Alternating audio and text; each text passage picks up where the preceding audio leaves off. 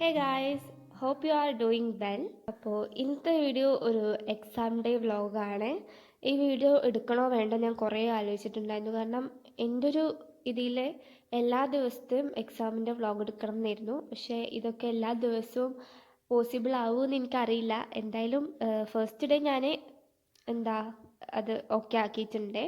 ഇനിയുള്ള വീഡിയോസൊക്കെ വരുമെന്ന് ഉറപ്പില്ല. കാരണം എക്സാമിൻ്റെ ഒരു പേടിയും ഇതൊക്കെ അനുസരിച്ചിരിക്കും.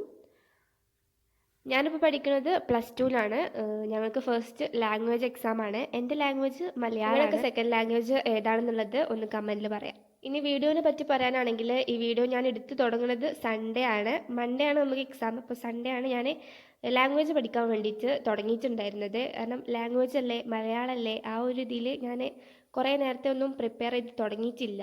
ഞാൻ നേരത്തെ തന്നെ പഠിച്ചു തുടങ്ങിയ സബ്ജക്റ്റ് പറഞ്ഞാൽ മാത്സ് ആണ്. കാരണം മാത്സ് എനിക്ക് അങ്ങനെ ഇങ്ങനെയൊന്നും മാർക്ക് കിട്ടില്ല. അത്യാവശ്യം നല്ല രീതിക്ക് വർക്ക് ചെയ്താൽ തന്നെ കിട്ടലുള്ളൂ.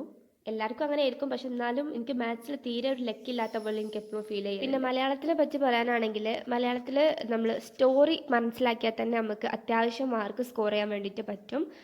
സ്റ്റോറി നല്ലപോലെ വായിക്കുക, ടെക്സ്റ്റ് വായിക്കുക, നോട്ട് ഉണ്ടെങ്കിൽ നോട്ട് വായിക്കുക. അതൊക്കെ ചെയ്താൽ തന്നെ അത്യാവശ്യം നന്നായിട്ട് നമുക്ക് എക്സാം എഴുതാൻ പറ്റും. കാര്യം എന്താണെന്ന് വെച്ചാൽ എക്സാം എഴുതുന്നിടത്താണ് നമ്മൾ മാക്സിമം സ്പീഡിൽ എഴുതാൻ വേണ്ടി നോക്കുക.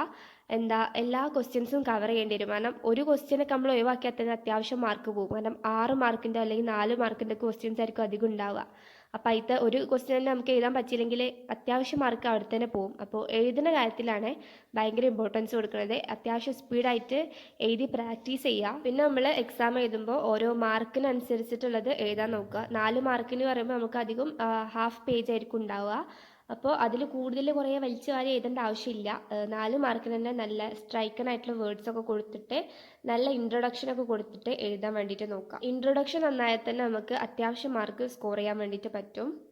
അപ്പോൾ ഇനി എക്സാം എഴുതുമ്പോഴൊക്കെ ഈ കാര്യങ്ങളൊക്കെ ശ്രദ്ധിക്കുക.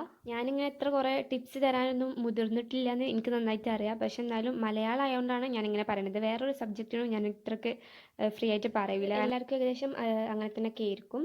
പിന്നെ ഞാൻ ഇതിലൊരു ന്യൂസ് പ്രിൻ്റ് കാണിക്കുന്നുണ്ടല്ലോ, അതിലെന്താണെന്ന് വെച്ച് കഴിഞ്ഞാൽ ഞാൻ എല്ലാ പാഠത്തിൻ്റെയും പോയിൻറ്റ്സ് മാത്രമായിട്ട് എഴുതിയെടുത്തിട്ടുള്ളതാണ്. ഹെഡിങ് കൊടുത്തിട്ട് ഞാൻ കഴിഞ്ഞ വീഡിയോ പറഞ്ഞിട്ടുണ്ടായിരുന്നു ബയോളജി സബ്ജക്റ്റിൻ്റെ ഒക്കെ പറ്റിയ ഐഡിയ ആണെന്നുള്ളത്. അത് ഞാൻ മലയാളത്തിലും യൂസ് ചെയ്യലുണ്ട്. നമുക്ക് ഇൻട്രൊഡക്ഷന് അതേപോലെ സ്ട്രൈക്കനായിട്ടുള്ള വേർഡ്സൊക്കെ മാത്രം യൂസ് ചെയ്തിട്ടാണ് ആ നോട്ട് ഉണ്ടാക്കിയിട്ടുള്ളത്.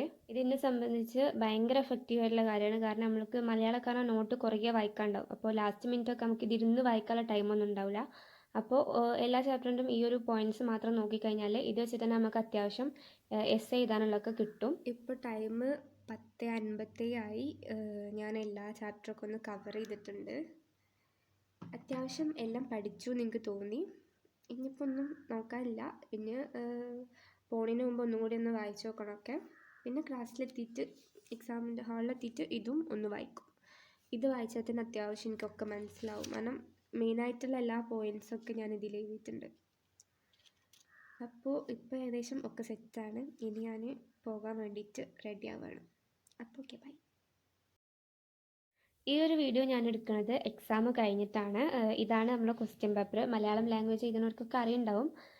നിങ്ങൾക്കൊക്കെ എക്സാമൊക്കെ എങ്ങനെ ഉണ്ടായിരുന്നു എന്നുള്ളത് കമൻറ്റിൽ പറയാം. എൻ്റെ അഭിപ്രായത്തിൽ വലിയ കുഴപ്പമില്ലാത്തൊരു എക്സാം ആയിരുന്നു. 2 മാർക്കിൻ്റെ ക്വസ്റ്റ്യൻസൊക്കെ നല്ല അടിപൊളിയായിട്ട് എനിക്ക് തോന്നി. കാരണം നമുക്ക് പെട്ടെന്ന് തന്നെ മനസ്സിലാവണ കൺഫ്യൂസിങ് ആയിട്ടുള്ള ഒന്നും അല്ലായിരുന്നു. മൊത്തത്തിൽ പറയുകയാണെങ്കിൽ വലിയ കുഴപ്പമില്ലാത്തൊരു എക്സാം ആയിരുന്നു. നിങ്ങൾക്ക് എങ്ങനെ ഉണ്ടായിരുന്നുള്ളതൊക്കെ പറയാം. പിന്നെ ഇനി ബാക്കിയൊക്കെ ഇനി പേപ്പർ വരുമ്പോൾ കാണാം. അപ്പോൾ വീഡിയോ ഇഷ്ടപ്പെട്ടാൽ don't forget to like, share and subscribe. ഇനി പറ്റുകയാണെങ്കിൽ ഞാൻ ഇനിയുള്ള എക്സാമിൻ്റെ വീഡിയോസൊക്കെ എടുക്കാൻ വേണ്ടിയിട്ട് നോക്കാം. അപ്പോൾ എടുക്കുകയാണെങ്കിൽ ഇനി നമുക്ക് ആ വീഡിയോസിൽ കാണാം. ബൈ.